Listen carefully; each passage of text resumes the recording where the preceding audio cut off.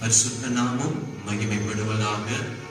இந்த புதிய நாளிலும் உங்களோடு கர்த்தரை மகிமைப்படுத்துவதில் நான் மிகுந்த சந்தோஷம் அடைகிறேன். ஆங்காங்கே உங்கள் வீடுகளிலே தேவனை ஆராய்ந்து கொண்டிருக்கிறீர்கள், கர்த்தரை மகிமைப்படுத்திக் கொண்டிருக்கிறீர்கள். இந்த நேரத்திலும் இந்த யூடியூப் வாயிலாக, இந்த பேஸ்புக் வழியாக நாம் ஒன்றிணைந்து கர்த்தருடைய நாமத்தை நாம் உயர்த்த போகிறோம். இந்த நேரத்திலும் என்னோடு இணைந்திருக்கிறதான என்னுடைய அன்பு குடும்பத்தாரையும், என்னுடைய சபையாரையும், என்னுடைய நண்பர்கள் ஒவ்வொருவரையும் இயேசுவின் நாமத்தினாலே நான் வாழ்த்தி நான் வரவேற்கின்றேன். நம் கண்களை மூடி நாம் ஜெபம் பண்ணி கர்த்தருடைய சமூகத்திலே அவரை மகிமைப்படுத்த போகிறோம். ஹல்லேலூயா. கிருபையுள்ள தகப்பனே, உம்மை நாங்கள் ஸ்தோத்திரிக்கிறோம் ஐயா. இரக்கமுள்ள இயேசுவே, உம்மை நாங்கள் துதிக்கிறோம் ஐயா. பரிசுத்த ஆவியானவரே, உம்மை நாங்கள் உயர்த்துகிறோம். இந்த நல்ல நாளிலும் உம்மை துதிப்பதற்காக, உம்மை ஆராதிப்பதற்காக நாங்கள் சேர்ந்து வந்திருக்கிறோம் ஆண்டவரே. நாங்கள் ஒன்றிணைந்திருக்கிறோம் ஐயா. எங்களை கூட்டி சேர்த்திருக்கிறீரே. இந்த நேரத்திலும் எங்கள் எண்ணங்கள், எங்கள் இருதயங்கள் எல்லாம் ஒருமனப்படுவதாக. கர்த்தருக்கு காத்திருக்கிறவர்கள் புது பலன் அடைவார்களே. அந்த அனுபவத்தை இந்த காலை நேரத்திலும் எங்களுக்கு நீங்க தரும்படியாக எங்களை தாழ்த்தி உங்க சமூகத்துல நாங்கள் ஜெபம் பண்ணுகிறோம் ஐயா. இயேசுவே, உங்க நாமத்தினால் எவைகளை கேட்பீர்களோ அவைகளை பெற்றுக் கொள்வீர்கள் என்று சொன்னீர் அல்லவா. இந்த நேரத்திலும் ஆண்டவரே நாங்கள் ஆராதிக்க கூடி இருக்கிறோம். இன்னொரு நேரத்தில், இன்னொரு பகுதியிலும் ஆண்டவரே உங்க சமூகத்துல அற்புதங்களுக்காக நாங்கள் காத்திருக்கிறோம் ஆண்டவரே. நன்மைகளுக்காக எங்கிக் கொண்டிருக்கிறோம் ஐயா. எங்கள் இருதயங்களை அறிந்திருக்கிறவர், இந்த நேரத்தில் தாகத்தோடும் வாஞ்சையோடும் எதிர்பார்த்து கொண்டிருக்கிற ஒவ்வொரு இருதயங்களை கண்டு சந்திப்பீராக ஐயா. தொடக்கம் முதல் முடிவு வரை வழி நடத்தும் ஆண்டவரே. எங்களை எல்லா காரியத்தையும் உங்க பொற்பாத்திரங்கள் சமர்ப்பணம் பண்ணுகிறோம். துதியும் கனமும் மகிமையும் உமக்கே நாங்கள் ஏறெடுக்கிறோம். இயேசுவின் மூலம் ஜெபம் கேளும் எங்கள் நல்ல பிதாவே. ஆமென், ஆமென். ஹல்லேலூயா, ஹல்லேலூயா. கர்த்தருக்கு மகிமை உண்டாகட்டும். கர்த்தரை பாடி நம்ம துதிக்க போகிறோம். தெரிந்த பாடல், இயேசு நல்லவர், இயேசு பெரியவர், இயேசு உன்னதர், சர்வலோகத்தின் ஆண்டவர்.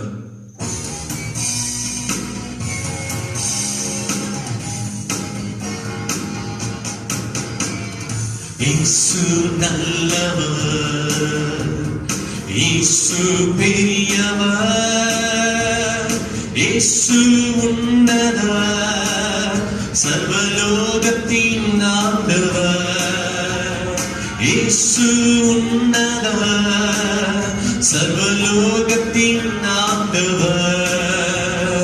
நல்லவர், பெரியவர், சர்வ வல்லவர். நல்லவர், பெரியவர், சர்வ வியாதியில் வரும் தீரும் உனக்கு சுகம் தரும் தெய்வம் நம் இயேசு. வியாதியில் வரும் தீரும் உனக்கு சுகம் தரும் தெய்வம் நம் இயேசு. சாபங்கள் யாவும் நீக்கி நம்மை வாழ வைக்கும் தெய்வம் இயேசு. சாபங்கள் யாவையும் நீக்கி நம்மை வாழ வைக்கும் தெய்வம் இயேசு. இயேசு நல்லவர், இயேசு பெரியவர், இயேசு உன்னதர், சர்வலோகத்தின் ஆண்டவர். இயேசு உன்னதர், சர்வலோகத்தின் ஆண்டவர்.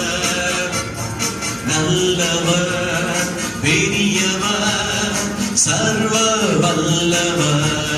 சேர்ந்து சொல்லுவோம். நல்லவர், பெரியவர், சர்வ வல்லவர். மரண பயம் சூழ்ந்த உன்னை விடுவிக்க வல்லவர் இயேசு. மரண பயம் சூழ்ந்த உன்னை விடுவிக்க வல்லவர் இயேசு. இருண்டு போட உந்தன் வாழ்வில் ஜீவ ஒளியை ஏற்றுவார் இயேசு. இருண்டு போட உந்தன் வாழ்வில் ஒளியை ஏற்றுவார் இயேசு. இயேசு இயேசு நல்லவர், இயேசு பெரியவர், இயேசு உன்னதர், சர்வலோகத்தின் ஆண்டவர். இயேசு உன்னதர், சர்வலோகத்தின் ஆண்டவர். நல்லவர், பெரியவர், சர்வ வல்லவர். நல்லவர், பெரியவர், சர்வ வல்லவர். ஏமாற்றம் நிறைந்த உன் வாழ்வில் ஒளியை ஏற்றுவார் இயேசு. ஏமாற்றம் நிறைந்த உன் வாழ்வில் புது நம்பிக்கை கொடுப்பவர் இயேசு. தோல்வியை சந்தித்த உனக்கு வெற்றியை தருபவர் இயேசு. தோல்வியை சந்தித்த உனக்கு ஜெயத்தை தருபவர் இயேசு. இயேசு நல்லவர், இயேசு பெரியவர், இயேசு உன்னதர், சர்வலோகத்தின் ஆண்டவர். இயேசு உன்னதர், சர்வலோகத்தின் ஆண்டவர். நல்லவர், பெரியவர், சர்வ வல்லவர். நல்லவர், பெரியவர், சர்வ வல்லவர். நல்லவர், பெரியவர், சர்வ வல்லவர். ஆமென். நம்முடைய ஆண்டவர் சர்வ வல்லவராய் இருக்கிறார். நம்முடைய தேவன் வல்லமை உள்ளவராக இருக்கிறார். ஜெயத்தை தருகின்ற ஆண்டவர். கண்களை மூடி இந்த காலை நேரத்திலும் கர்த்தருடைய சமூகத்துல எதிர்பார்ப்போடு வந்திருக்கிற நம்முடைய வாழ்க்கையில அவர் உதவி செய்வதற்கு அவர் போதுமானவராக இருக்கிறார். பலமுள்ளவனுக்காகிலும் பலனற்றவனுக்காகிலும் உதவி செய்வது அவருக்கு லேசான காரியம், லேசான காரியம். எங்கள் தேவனே, உங்கள் சமூகத்தை நாங்கள் தாகத்தோடு வாஞ்சையோடு வந்திருக்கும் அப்பா. உங்க வசனம் சொல்லுகிறது, கர்த்தர் நம்மை நடத்துகிறவர், கர்த்தர் நம்மை பலப்படுத்துகிறவர். எங்களை எல்லாரையும் பலப்படுத்துங்கப்பா. எங்கள் சூழ்நிலைகளை எல்லாம் ஆராய்ந்து அறிகிறவரே, உதவி செய்யுங்க ஆண்டவரே. உங்க கரம் இந்த காலை நேரத்தில் எங்களுக்கு வெளிப்படுவதாக, உங்களுடைய அற்புத செயல்கள் மத்தியில் வெளிப்படுவதாக ஆண்டவரையா. எங்களுக்காக மட்டும் அல்ல ஆண்டவரே, இந்த நேரத்தில் ஆண்டவர் இதை பார்க்க போகிற ஒவ்வொருவருக்காக நாங்கள் ஜெபம் பண்ணுகிறோம். ஒவ்வொருவருடைய வாழ்க்கையிலும் நன்மையும் கிருபையும் தொடர்வதாக ஆண்டவரே. ஹல்லேலூயா. அதிசயங்களை காண பண்ணுவீராக ஆண்டவரே, வெற்றியை காண பண்ணுவீராக ஆண்டவரே. திருக்கரத்தில் ஒப்புக் கொடுக்கிறோம். நாங்கள் இந்த நேரத்தில் நாங்கள் தியானிக்க போகிறோம். உடைய வேத வசனங்களுக்காக நாங்கள் ஜெபம் பண்ணுகிறோம் ஐயா. இயேசுவே, சத்தியத்தை அறிவீர்கள், சத்தியம் உங்களை விடுதலையாக்கும் சொன்ன வார்த்தைப்படி எங்களை விடுவிக்கிற உடைய வார்த்தைக்காக ஏங்குகிறோம். எங்களோடு நீங்க பேசும் ஆண்டவரே. எங்க இருதயங்களை நிரப்புன ஆவியானவரே, எங்களோடு பேசும். எங்கள் ஒவ்வொருவரோடு நீ பேசும். இயேசுவின் மூலம் நல்ல பிதாவே, ஆமென். அன்புடைய பரிசுத்த நாமம் மகிமைப்படுவதாக. ஒரு விஷயம் கூட, இயேசு கிறிஸ்துவின் நாமத்தினாலே இந்த நேரத்துல இந்த சோசியல் மீடியா மூலமாக கர்த்தருடைய வார்த்தையை உங்களோடு நான் ஷேர் பண்ணுவதில் நான் ரொம்ப மகிழ்ச்சி அடைகிறேன். ஆண்டவர் நம்முடைய வாழ்க்கையில ஆமென் ஸ்தோத்திரம் இதுவரைக்கும் எத்தனையோ நன்மைகளையும் தயவையும் அவர் காண்பித்து வந்து கொண்டிருக்கிறார். அவர் தொடர்ந்து நிச்சயமாய் வெளிப்படுத்துவார். நாம் இந்த நேரத்தில் நம் கர்த்தருடைய வார்த்தையை நம்ம தியானிக்க போகிறோம். எனவே கைகளை வேதாகமத்தை வைத்துக் கொள்ளுங்கள். நான் சொல்லுகிறவைகளை கவனியுங்கள். நிச்சயமாய் கர்த்தர் தாமே உங்கள் ஒவ்வொருவரோடும் நம் ஒவ்வொருவரோடும் நம்முடைய வார்த்தையை அனுப்பி நம்மை பலப்படுத்துவாராக. மனுஷன் அப்பத்தினால் மாத்திரமல்ல, தேவனுடைய வாயிலிருந்து புறப்படுகிற ஒவ்வொரு வார்த்தையினாலும் பிழைப்பான். இந்த காலை நேரத்திலும் நம்முடைய உள்ளான மனிதன், நம்முடைய ஆத்துமா பலப்பட தேவ சமூகத்துல ஏக்கத்தோடு இருப்போமாக. இந்த காலை நேரத்திலும் கர்த்தருடைய ஆமென் வேதத்தை ஆமென் நாம் திருப்பிக் கொள்வோம். அப்போஸ்தலர் நடபடிகளின் புத்தகம் 27ஆம் அதிகாரம் அதனுடையதான 25வது வசனம். அப்போஸ்தலர் நடபடிகள் புத்தகம் 27ஆம் அதிகாரம் 25வது வசனம். நான் வாசிக்கிறேன். ஆனபடியினாலே மனுஷரே திடமனதாய் இருங்கள், எனக்கு சொல்லப்பட்ட பிரகாரமாகவே நடக்கும் என்று தேவனிடத்தில் நம்பி இருக்கிறேன். மறுபடியும் நான் வாசிக்கிறேன். ஆனபடியினால் மனுஷரே திடமனதாய் இருங்கள், எனக்கு சொல்லப்பட்ட பிரகாரமாகவே நடக்கும் என்று தேவனிடத்தில் நம்பிக்கையாய் இருக்கிறேன். எனக்கு சொல்லப்பட்ட பிரகாரமாகவே நடக்கும் என்று தேவனிடத்தில் நான் நம்பி இருக்கிறேன். அப்போஸ்தலனாகிய பவுலுடையதான வார்த்தை, எனக்கு சொல்லப்பட்ட பிரகாரமாகவே நடக்கும். God will do what he promised. ஆண்டவர் எனக்கு என்ன சொன்னாரோ அது அப்படியே நிறைவேறும் என்று அப்போஸ்தலனாகிய பவுல் இந்த இடத்திலே ஒரு அறிக்கையை அவர் சமர்ப்பிக்கிறார்.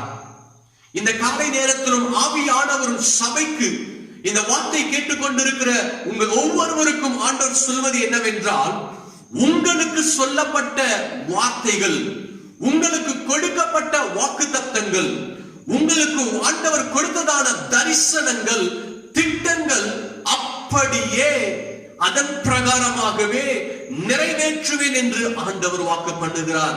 விசுவாசிக்கிறவங்க அல்லேலூயா சொல்லுவோமா? அல்லேலூயா, ஆமென். கர்த்தர் சபைக்கு சொல்லுகிறார், அவரை ஆராதிக்கிற தேவ ஜனத்துக்கு அவர் சொல்லுகிறார், நான் உங்களுக்கு வாக்கு பண்ணினதை, உங்களுக்கு சொன்னதை, உங்களுக்கு நாம் திட்டம் பண்ணினதை நான் அதன் பிரகாரமாகவே நிறைவேற்றுவேன். நம்முடைய ஆண்டவர் சொன்னதை நிறைவேற்றுகிறவருங்க, சொன்னதை செய்து முடிக்கிற ஆண்டவர். He is a truthful God. அவர் உண்மை உள்ளவர் என்று வேதம் சொல்லுகிறது. அவர் வார்த்தையில மட்டும் இல்லைங்க, செய்து முடிக்கிறதிலும் அவர் உண்மை உள்ள தேவனாய் இருக்கிறார். எனவே கர்த்தர் இந்த காலை நேரத்திலும் உங்கள் இருதயத்தில் ஆழமாய் பதிக்க வேண்டிய வார்த்தை என்னவென்றால், உங்களுக்கு சொன்ன பிரகாரமாகவே உங்களுக்கும் உங்கள் குடும்பத்துக்கும் உங்கள் பிள்ளைகளுக்கும் உங்கள் சந்ததிக்கும் கர்த்தர் நிறைவேற்றுவார். நாம் இந்த இடத்தில் சிந்திக்கணும், கொஞ்சம் நாம ஆராய்ந்து பார்க்கணும். இயேசு கிறிஸ்து எவைகளெல்லாம் சொன்னாரோ அவைகள் இந்த நாட்களிலே பூமியிலே நிறைவேறி கொண்டு வருகிறது. அவர் சொன்னபடியே பூமியிலே நடந்து கொண்டிருக்கிறது. மத்தேயு சுவிசேஷம் 24ஆம் அதிகாரத்தை நாம் வாசிக்கும் பொழுது, 24ஆம் அதிகாரத்தில் அவர் சொல்லும் பொழுது, வருகைக்கு முன்பாக என்னென்ன அடையாளங்கள் நடக்கும் என்று சீஷர்கள் கேட்டார்கள். அப்போ சீஷர்கள் கேட்கும் பொழுது இயேசு கிறிஸ்து அதுக்கு மறு உத்தரவு கொடுக்கிறார். அவர் என்ன பதில் திரும்ப சொல்றாரு? ஆமென். பூமியிலே யுத்தங்கள், பூமி அதிர்ச்சிகள், ஆமென், கொள்ளை நோய்கள் இவைகள் எல்லாம் சம்பவிக்கும் என்று அவர் சொன்னார். நியாரி 2000 வருடங்களுக்கு முன்பாக சொல்லப்பட்ட தீர்க்க தரிசனமான வார்த்தைகள் இன்றைக்கும் அப்படியே நிறைவேறிக் கொண்டிருக்கிறது. அதன் பிரகாரமாகவே நடந்து கொண்டிருக்கிறது. முழு உலகத்திலும் இன்னைக்கு கொள்ளை நோய் வியாபித்துக் கொண்டிருக்கிறது. ஆங்காங்கே பூமி அதிர்ச்சிகள் நடந்து கொண்டிருக்கிறது. ஆங்காங்கே பல இடங்களில் யுத்தங்கள் நடந்து கொண்டிருக்கிறது. காரணம், அவர் சொன்னவாறே நடந்து கொண்டிருக்கிறது. இன்னும் மத்தேயு 24ஆம் அதிகாரம் 10வது வசனத்துல வாசிக்கும் பொழுது ஆண்டவர் மனுஷர்களுடைய வாழ்க்கையிலும் நான் சொன்ன காரியங்கள் நிறைவேறும். அப்போ மனுஷர்களுடைய வாழ்க்கையில் என்ன நடக்கும் என்று அவர் சொன்னார், இந்த கடைசி காலத்திலே மனிதர்கள் ஒருவருக்கொருவர் பகைப்பார்கள், ஒருவருக்கொருவர் மேல் இருக்கிற அன்பு தணிந்து போகும், அக்கிரமங்கள் மிகுதியாகும் என்று சொன்னவாறே இன்றைக்கு முழு உலகத்திலும் மனிதர்களுக்குள்ளாக இப்படிப்பட்ட கிரியைகள் நடந்து வருகிறது. பூமியில் நிறைவேறி கொண்டிருக்கிறது, மனுஷனுடைய வாழ்க்கையில் நிறைவேறி கொண்டிருக்கிறது. அதே தேவன் ஆமென் சபைக்கு அவர் சொல்லுகிறார், சபைக்கும் கர்த்தருடைய பிள்ளைகளுக்கும் அவர் சொன்னவாறே நிச்சயம் நடக்கும். பூமியில் நிறைவேறி வருகிறது போல, மனிதர்களுக்குள்ளாக நிறைவேறி வருகிறது போல, கர்த்தர் சபைக்கு என்ன வாக்கு பண்ணினாரோ, உங்களுக்கு என்ன வாக்கு பண்ணினாரோ, என்ன தரிசனம் கொடுத்தாரோ, என்ன திட்டம் கொடுத்தாரோ அது நிறைவேறும். அல்லேலூயா, அது நிறைவேறும். விசுவாசிக்கிறவங்க ஆமென் சொல்லுங்களே. அல்லேலூயா. ஆமென். இந்த 27ஆம் அதிகாரம் அப்போஸ்தலர் நடவடிக்கைகள் 27ஆம் அதிகாரத்துடையதான 25வது வசனத்தை பவுலுடைய அறிக்கையை நாம் புரிந்து கொள்ள வேண்டும் என்றால், பவுலுடைய நம்பிக்கை நாம் புரிந்து கொள்ள வேண்டும் என்றால், இதனுடைய பின்னணியை நாம் விளங்கிக் கொள்ள வேண்டும். அதனுடைய பேக்ரவுண்டை நம்ம கொஞ்சம் பார்க்கணும். பவுல் ஆண்டவராலே சந்திக்கப்பட்டு ஆமென் தொடப்பட்டு அவர் பற்பல ஊழியங்களை கர்த்தருடைய வல்லமையினாலும் அழைப்பினாலும் செய்து கொண்டு வருகிறார். அப்படி செய்யும் பொழுது பலவிதமான எதிர்ப்புகள் பவுலுக்கு உண்டாகிறது. அப்போ பவுலுக்கு அப்படிப்பட்ட சூழ்நிலைகள் எதிர்ப்புகள் வரும் பொழுது என்ன நடக்கிறது? எருசலேமில் இருந்து ரோமாபுரிக்கு என்ன செய்யப்படுகிறார்? அவர் கைதியாக கொண்டு போகப்படுகிறார். கைதியாக கொண்டு போகப்படும் பொழுது இப்போ எருசலேமிலிருந்து அவர்கள் கிளம்புகிறார்கள். ஒரு பெரிய கப்பலிலே கிளம்புகிறார்கள். பல 100 ஜனங்கள் அந்த கப்பலிலே கூட டிராவல் பண்றாங்க. அந்த கப்பலுடைய நீளம் கிட்டத்தட்ட 140 அடி, ஒரு பெரிய கப்பல் என்று சொல்லப்படுகிறது. இப்போ அவங்களுடைய ஜர்னி ஸ்டார்ட் ஆகுது. அவங்க டெஸ்டினேஷன் ரோமுக்கு போகணும். அவங்க ரோம்ல போய் ராயனுக்கு முன்பாக பவுல் நிற்கப்பட வேண்டும். ஆனால் என்ன நடக்கிறது? இவங்களுடைய பிரயாணத்துல பயங்கரமான கடல் பிரயாணத்துல காற்றும் பயங்கரமான போராட்டம் நிறைந்த சூழ்நிலை காணப்படுகிறது. அவங்க அந்த கப்பல் பயணத்துல பயங்கரமான வேதனையான சூழ்நிலை ஏற்படுகிறது. அங்க பார்க்கும் பொழுது கிட்டத்தட்ட 14 நாட்கள் அவங்க சாப்பிடாத சூழ்நிலைகள், எந்த ஒரு கரைக்கும் போய் சேர முடியாத ஒரு சூழ்நிலை, நடுக்கடல தத்தளித்து கொண்டு இருக்கிற ஒரு அனுபவத்துலதான் இப்போ பவுலோடு கூட சேர்ந்து இருக்கிறதான அத்தனை பேரும் காணப்படுகிறார்கள். இப்போ அந்த நேரத்துலதான் ஸ்தோத்திரம் வேதம் சொல்லுகிறது. அப்போஸ்தலர் நடவடிக்கை 27ஆம் அதிகாரம் 20வது வசனத்துல, இனி தப்பி பிழைப்போம் என்கிறதான நம்பிக்கை அவர்களுக்கு அற்று போயிற்று. கப்பல்ல கூட பிரயாணம் பண்ணுகிற அத்தனை பேருக்கு நம்பிக்கையே இல்லை. ஏன்னா 14 நாட்கள் சாப்பிடல, கடல் கொந்தளித்து கொண்டிருக்கு, கரை சேர முடியல. அதுல இன்னும் விசேஷமாய் சொல்லும் பொழுது, நாங்க சூரியனை பார்த்து பல நாள் ஆச்சு, நட்சத்திரத்தை பார்த்து பல நாள் ஆச்சு, எப்போதுமே ஒரு கார் மேகத்தின் ஒரு அனுபவம். இப்படிப்பட்ட ஒரு கொடூரமான சூழ்நிலை தான் ஆண்டவர் பவுலுக்கு தரிசனமாகிறார். பவுலுக்கு ஒரு தரிசனத்தை காண்பிக்கிறார். என்ன தரிசனம் காண்பிக்கிறார்? பவுலே ஸ்தோத்திரம், நான் உன்னை ரோமாபுரி கொண்டு போய் நான் சேர்ப்பேன். நான் உன்னை என்ன செய்வேன்? நான் உன் வாழ்க்கையில சொன்னதை நான் நிறைவேற்றுவேன் அப்படின்னு சொல்லி ஆண்டவர் ஒரு தரிசனத்தை கொடுக்கிறார். அதைத்தான் நம்ம வாசிச்சோம் 25வது வசனத்துல. அந்த தரிசனத்தை பார்த்த பிறகுதான் பவுல் சொல்றாரு. என்ன சொல்றாரு? எனக்கு சொல்லப்பட்ட, நான் பார்த்த பிரகாரமாக, நான் கேட்ட பிரகாரமாகவே நடக்கும் என்று நாம் தேவனை நம்பி இருக்கிறேன். அல்லேலூயா. பவுலுடைய நம்பிக்கை என்ன தெரியுங்களா? பவுலுடையதான ஒரு நம்பிக்கை என்ன தெரியுங்களா? சூழ்நிலைகள் முடிவு செய்வதில்லை, கர்த்தர் தான் முடிவு செய்கிறவர். பவுலுடைய நம்பிக்கை என்ன தெரியுங்களா? சூழ்நிலைகள் முடிவு செய்வதில்லை, கர்த்தர் தான் முடிவு செய்கிறவர். பவுல் நம்பினது ஸ்தோத்திரம் கடலின் அலைகளை அல்லங்க, காற்று அல்ல. ஸ்தோத்திரம் 14 நாட்களாய் வந்த அந்த அனுபவம் அல்ல. ஸ்தோத்திரம் அவன் நம்பினது கர்த்தரை. அல்லேலூயா. என்னுடைய எதிர்காலத்தை தீர்மானிப்பது கடலின் அலைகள் அல்ல. என்னுடைய எதிர்காலத்தை தீர்மானிப்பது இந்த படகு அல்ல. என் எதிர்காலத்தை தீர்மானிப்பது சர்வ வல்லமையுள்ள ஆண்டவர். விசுவாசிக்கிற ஒரு ஆமென் சொல்லுவோமே. அல்லேலூயா. நம்முடைய வாழ்க்கையை தீர்மானிக்கிறவர், நம்முடைய எதிர்காலத்தை அறிந்திருக்கிறவர் நம்முடைய ஆண்டவர் மட்டும்தாங்க. பலர் இன்னைக்கு பிரசன்ட் கண்டிஷன், தற்கால சூழ்நிலைகளை பார்த்து பலவிதமான முடிவுக்கு வருகிறார்கள். ஆனா ஆண்டவருக்கு மட்டும்தாங்க நம்முடைய எதிர்காலம் நல்லா தெரியும். நான் இந்த காலை நேரத்துல என்னுடைய சபைக்கும் என்னுடைய நண்பர்கள் ஒவ்வொருவருக்கும் நான் தாழ்மையாய் கேட்டுக்கொள்வது, சூழ்நிலைகளை கண்டு ஒரு காலம் முடிவுக்கு வராதீர்கள். சூழ்நிலை பார்த்து இப்படிதான் ஆகுன்றதான எண்ணத்துக்கு வராமல் இருங்கள் என்றால் வேதம் சொல்லுகிறது. ஏசாயா 55ஆம் அதிகாரத்துல 8வது வசனம் சொல்லுகிறது, என் நினைவுகள் உங்கள் நினைவுகள் அல்ல. நம்முடைய நினைவுகள் அல்லங்க. அவர் நமக்காக ஸ்தோத்திரம் பல காரியங்கள் அவர் வைத்திருக்கிறார். பலர் இந்த நாட்கள்ல உங்களை தவறா பேசி இருக்கலாம், இல்லைன்னா ஸ்தபிச்சிருக்கலாம். நீ இப்படிதான் ஆவ, அப்படிதான் ஆவன்னு உங்களை ஒரு மாதிரி சொல்லி இருக்கலாம். அவைகளெல்லாம் நினைச்சு நீங்க சோர்ந்து போகாதீங்க. ஆமென் ஸ்தோத்திரம். மனிதர்கள் சொல்வது அல்ல, ஏன் நீங்கள் நினைப்பது கூட அல்ல, பரலோகம் நினைப்பதுதான், சர்வ வல்லவராகிய கர்த்தர் நினைப்பதுதான் உங்கள் வாழ்க்கையில், உங்கள் குடும்பத்தில், உங்களுடைய எதிர்காலத்தில் நிறைவேறும். அல்லேலூயா. வாசிக்கும் பொழுது அப்போஸ்தலர் 27 அதிகாரம் 36வது வசனத்துல வாசிக்கிறோம், ஆண்டவர் கொடுத்த வார்த்தையின் பிரகாரமாகவே அவர்கள் திடமனப்பட்டு புசித்தார்கள். கப்பலிலே 276 பேர் நாங்கள் இருந்தோம். 28ஆம் அதிகாரம் 1வது வசனத்தில் சொல்லும் பொழுது நாங்கள் தப்பி கரை சேர்ந்தோம். 27ஆம் அதிகாரத்தில் சொல்றாங்க, நாங்க கரை சேருவோமா, எங்களுக்கு நம்பிக்கையே இல்லைன்னு ஆமென் ஜனங்களா சொல்றாங்க. ஆனா பவுலுக்கு ஆண்டவர் தரிசனமானார். ஆமென், நான் சொன்ன பிரகாரமே உனக்கு நடக்கும். கர்த்தருடைய வார்த்தையின் பிரகாரமாகவே அவர்கள் கரை சேர்ந்தார்கள். 28ஆம் அதிகாரம் 16வது வசனத்திலே அவர்கள் ரோமுக்கு போய் சேர்ந்தார்கள். எனக்கு அன்பானவர்களே, God has a peculiar plan in each and every Christians. ஆண்டவர் ஒவ்வொரு கிறிஸ்தவர்களுடைய வாழ்க்கையிலே அவர் விசேஷமான திட்டத்தை அவர் வைத்திருக்கிறார். ஒவ்வொரு வாழ்க்கையிலும் தேவன் பெரிதான திட்டத்தை அவர் வைத்திருக்கிறார். உங்க முடிவு அல்லங்க, சூழ்நிலை கண்டு முடிவுக்கு வராதீங்க, உலகத்தை பார்த்து ஒரு முடிவுக்கு வராதீங்க. தேவன் வைத்திருக்கிற திட்டம் பெரிதானது. உங்களுக்கு நான் ஒரு சாட்சியை சொல்லி நான் ஜெபிக்க நான் விரும்புகிறேன், உங்களை உற்சாகப்படுத்த. ஸ்தோத்திரம்.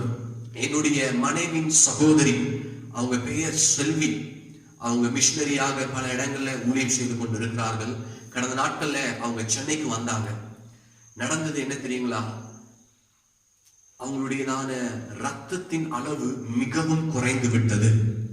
பொதுவாகவே ஹீமோகுளோபின் என்கிறதான அந்த ரத்த அளவு 12 இருந்து 14 வரைக்கும் இருக்கணும். ஆனால் என்னுடைய அக்காவுடையதான ஹீமோகுளோபினோட அளவு வெறும் 2.8% குறைந்து விட்டது. டாக்டர்ஸ் உடையதான கணிப்பு, டாக்டர்ஸ் உடையதான காரியம் என்ன தெரியுங்களா? பிலோ 6 கீழே, ஹீமோகுளோபின் பிலோ 6 கீழே போகும் பொழுது பலவிதமான பிரச்சனைகள் சரீரத்துக்கு வருவதற்கு அதிக வாய்ப்பு உண்டு. ஆனா என்னுடைய அக்காவுடையதான ரத்தத்தின் அளவு 6 கீழே போய் 2.8 லெவலுக்கு வந்துருச்சு. அப்போ அதோட சிம்டம்ஸ் பார்க்கும் பொழுது டாக்டர்ஸ் இதுதான் இப்படிதான் ஆகும் அப்படின்னு ஒரு சிம்டம்ஸ் சொல்லியிருந்தாங்க. என்ன நடக்கும்னா, ஃபர்ஸ்ட் அவங்களுடையதான இதய சம்பந்தமான பிரச்சனைகள் வருவதற்கு வாய்ப்பு இருக்கு. ரெண்டாவது கிட்னி ஃபெயிலியர் ஆகிறதுக்கு வாய்ப்பு இருக்கு. மூன்றாவது போன் பிரச்சனைகள், எலும்பு சம்பந்தமான பலவிதமான பிரச்சனைகள் வருவதற்கு வாய்ப்பு இருக்கு.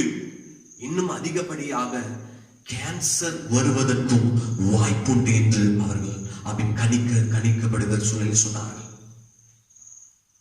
இது பிலோ 6 கீழே போனாலும் இவைகளாம் சம்பவிக்கலாம், இப்படி எல்லாம் நடக்கலாம், சரீரத்துல உபாதைகள் வரலாம் அப்படின்னு சொன்னாங்க. ஆனா என்னுடைய அக்காவுடையதான ஸ்தோத்திரம், அவங்களுடைய ரத்தத்தின் அளவு வெறும் 2%. அப்ப கொஞ்சம் யோசனை பண்ணிக்குமோ, நிச்சயமா இப்படிப்பட்டதான பிரச்சனைகள் கட்டாயம் வருவதற்கு வாய்ப்புண்டு. ஆனால் சொன்னதை நிறைவேற்றுகிற ஆண்டவர் உயிருள்ளவராய் இருக்கிறபடினால அவங்க சிஎம்சில லாஸ்ட் வீக் அட்மிட் பண்ணப்பட்டாங்க. வெள்ளூர் சிஎம்சில அட்மிட் பண்ணப்பட்டாங்க. அவங்களுடைய ரத்தத்தின் லெவல் 2.8 உடனே டாக்டர்ஸ் எல்லாம் கவலைப்பட்டாங்க. குடும்பம் எல்லாருமே கவலைப்பட்டோம், என்னவாகுமோ அப்படின்றதான ஒரு பயம், ஸ்தோத்திரம், நடுக்கம் உண்டானது. ஆனா அவங்க அட்மிட் பண்ணப்பட்ட பிறகு ஸ்தோத்திரம், அடுத்து ஒவ்வொரு டெஸ்டுகள் எடுக்கப்பட்டுச்சு. அவங்களுக்கு ஒவ்வொரு சம்பந்தப்பட்டதான டெஸ்டுகள் எடுக்கப்படும் பொழுது, ஸ்கேன்ஸ் எடுக்கப்படும் பொழுது, எல்லா ஸ்கேன்ஸ்லயும் எல்லா டெஸ்ட்லயும் ஆண்டவர் பாசிட்டிவை உண்டு பண்ணினார், நன்மை உண்டு பண்ண. எதுவுமே ஸ்தோத்திரம், வேதனைக்குரியதான காரியத்தை எங்கள் காதில் கேட்கப்படாதபடிக்கு கர்த்தர் நன்மையானதை தேவன் சகோதரருடைய வாழ்க்கை கர்த்தர் செய்தார். நாங்க யோசிச்சோம், ஆண்டவர் எவ்வளவு நல்லவர், அவர் சொன்ன பிரகாரம் நிறைவேற்றுவார். நாங்க நினைச்சோம், இல்ல உலகம் நினைச்சிருக்கலாம், இப்படி இந்த கண்டிஷன் வந்திருக்காங்க, இவங்க பிழைப்பாங்களா அப்படின்னு ஒரு கேள்விக்குறிதான் உண்டாச்சு. ஆனா கர்த்தர் கைவிடலங்க, கர்த்தர் அதிசயங்களை செய்தார். நேற்று மாலை நேரத்துல அவங்க டிஸ்சார்ஜ் ஆகி மறுபடியும் கர்த்தர் புது பலனோடு அவங்க சென்னைக்கு திரும்பி போனாங்க. அல்லேலூயா. கர்த்தர் சொன்னதை செய்கிற ஆண்டவர். இந்த காலை நேரத்திலும் உலகத்தின் சூழ்நிலைகளை பார்க்கிறீங்களா, இல்லைன்னா இந்த பொருளாதார சூழ்நிலைகளை பார்க்கிறீங்களா, இந்த வியாதியின் சூழ்நிலைகளை பார்க்கிறீங்களா? நான் சொல்லுவேன், இவைகள் உங்கள் வாழ்க்கையில முடிவுகளை கொண்டு வருவதில்லை. ஆண்டவர் மட்டுமே உங்கள் வாழ்க்கைக்குரிய முடிவையும் தொடக்கத்தையும் அவர் வைத்திருக்கிறார். அல்லேலூயா. உங்கள் சுற்றி நடக்கிற காரியங்களை குறித்து சோர்ந்து போகாதீங்க. எப்படி மாறுமோ, என்ன நடக்குமோ என்று அவை கலங்கி போகாதீங்க.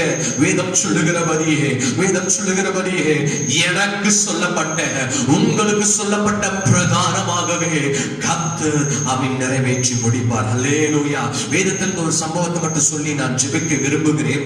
ஆதியாகமம் 37ஆம் அதிகாரம் 5வது வசனத்திலே யோசேப்பு என்கிறதான ஒரு மனிதனை குறித்து நாம் பார்க்கிறோம். அந்த மனிதனுடைய வாழ்க்கையில ஆண்டவர் அவனுக்கு ஒரு சொப்பனத்தை கொடுக்கிறார். என்ன சொப்பனம்? அவனுடைய அரிக்கட்டுகள் எல்லாம் அவன் நிமிர்ந்து இருக்கிறது. ஆனால் அவனை சுற்றி இருக்கிற அரிக்கட்டுகள் அவனை வணங்கி கொண்டு இருக்கிறது. இதை தன் சகோதரர்களுக்கு சொன்னவுடனே எல்லாரும் பொறாமை கொண்டு பகைத்தார் என்று வேதம் சொல்லுகிறது. நான் இந்த நேரத்துல நான் சொல்ல விரும்புகிற காரியம் என்ன தெரியுங்களா? தேவனுடைய திட்டத்துக்கு விரோதமாக பிசாசு எழும்புவான். பிசாசு சில நபர்களை எழுப்புவான். சில நேரங்களில் தேவனுடைய திட்டம் நிறைவேறுவதற்கு நாம் சில பரீட்சைகள் சந்திக்க வேண்டி இருக்கிறது, சில சோதனைகளை தாண்ட வேண்டி இருக்கிறது.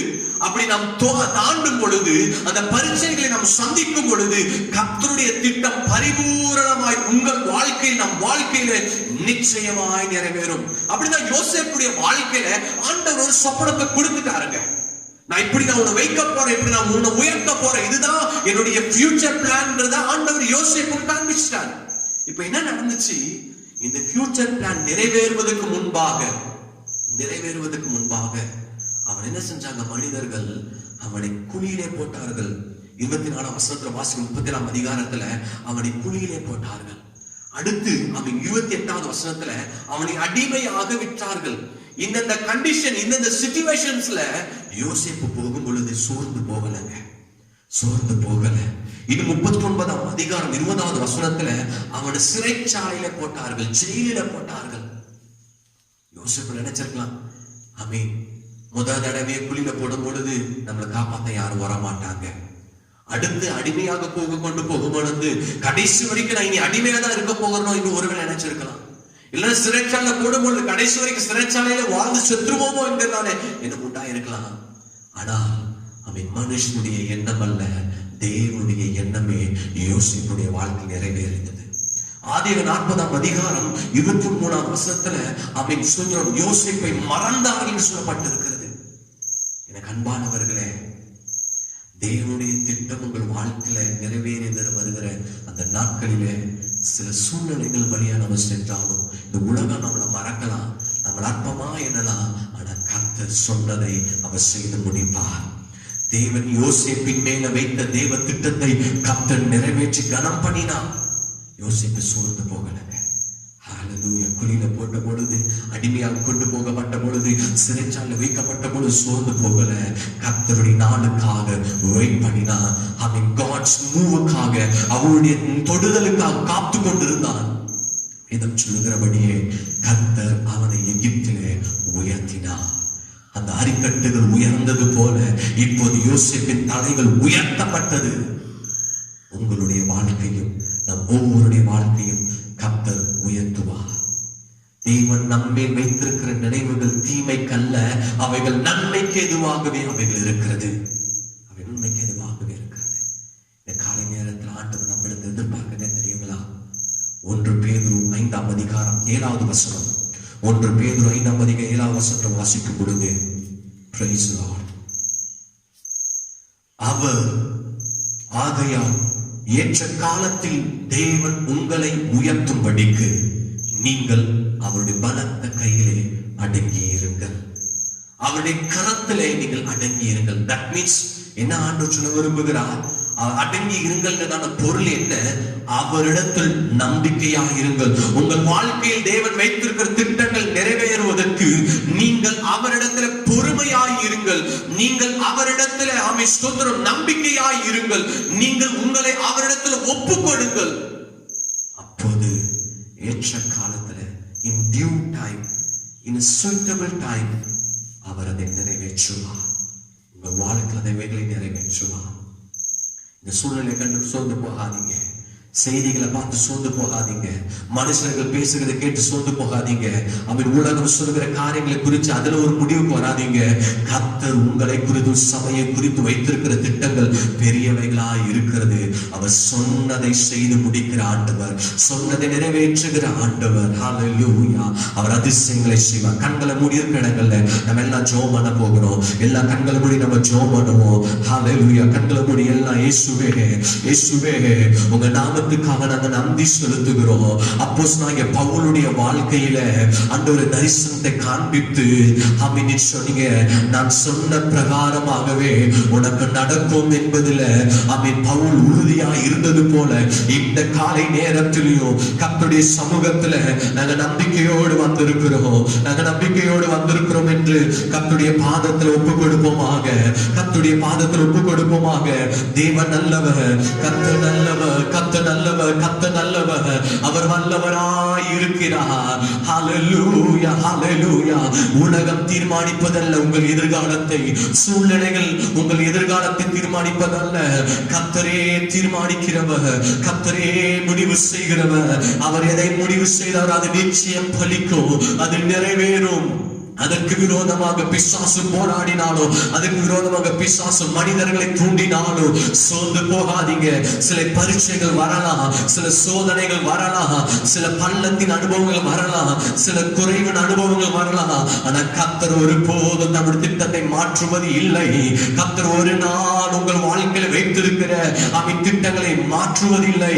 அவர் வாக்கு பணிதை நிறைவேற்றுவார், சொன்னதை நிறைவேற்றுவார், அவர் சொன்னதை நிறைவேற்றுவார். அவர் நல்லவர். ஹல்லேலூயா. ஏதும் இல்லை என்ற கவலை இல்லை, துணையாளர் என்னை விட்டு விலகவில்லை. ஏதும் இல்லை என்ற கவலை இல்லை, துணையாளர் என்னை விட்டு விலகவில்லை. சொன்னதை செய்திடும் தகப்பனவர், நம்புவேன் இறுதி வரை, நம்புவேன் இறுதி வரை.